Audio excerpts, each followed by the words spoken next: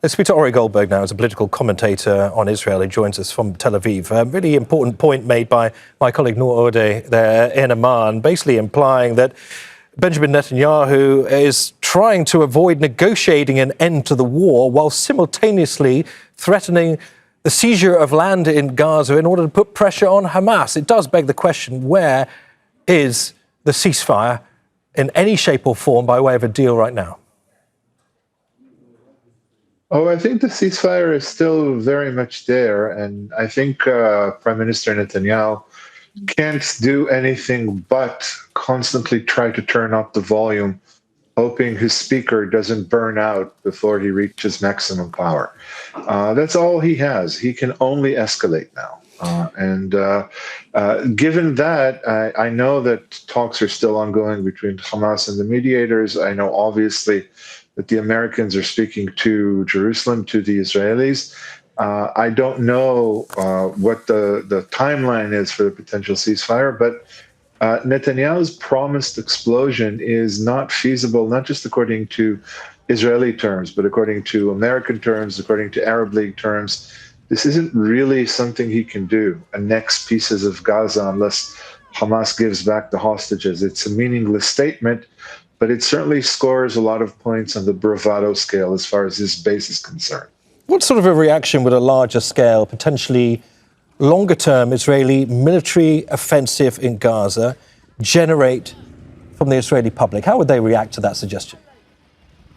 Not positively. Even as we speak, there are difficulties in the ranks because a lot of Israelis who have served sometimes hundreds of days over the past year and a half are finding it very, very difficult to leave home again and return to a war effort, not just because the war itself seems futile, but because now more than ever, this war is perceived as the Prime Minister's personal war of salvation.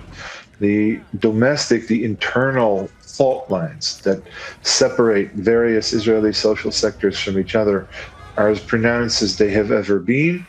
That said, it's important to remind your viewers once again that none of these sectors care about the Palestinians. We're talking about those internal fault lines. It's only a day after Knesset voted on Netanyahu's government budget. Nevertheless, the international credit agency Moody's has warned of a very high political risk to Israel's economy amid financial concerns, mainly about the resumption of fighting in Gaza. In that 2025 budget, we're talking about $30 billion being earmarked for defense, only $25 billion for education. I mean, these are eye-watering sums of money that are being paid for essentially by Israeli voters and taxpayers.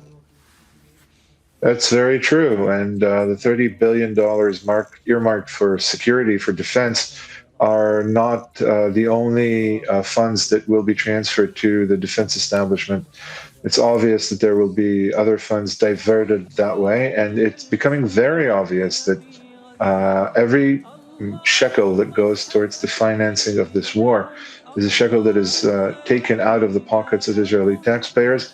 It is a shekel that is making life in Israel more difficult on a daily basis in terms of rising prices, spiraling real estate prices, disappearing jobs, disappearing investments. And the general consensus among most economics is that Israel hasn't even begun to pay the real price for the war. This is just collateral and immediate damage.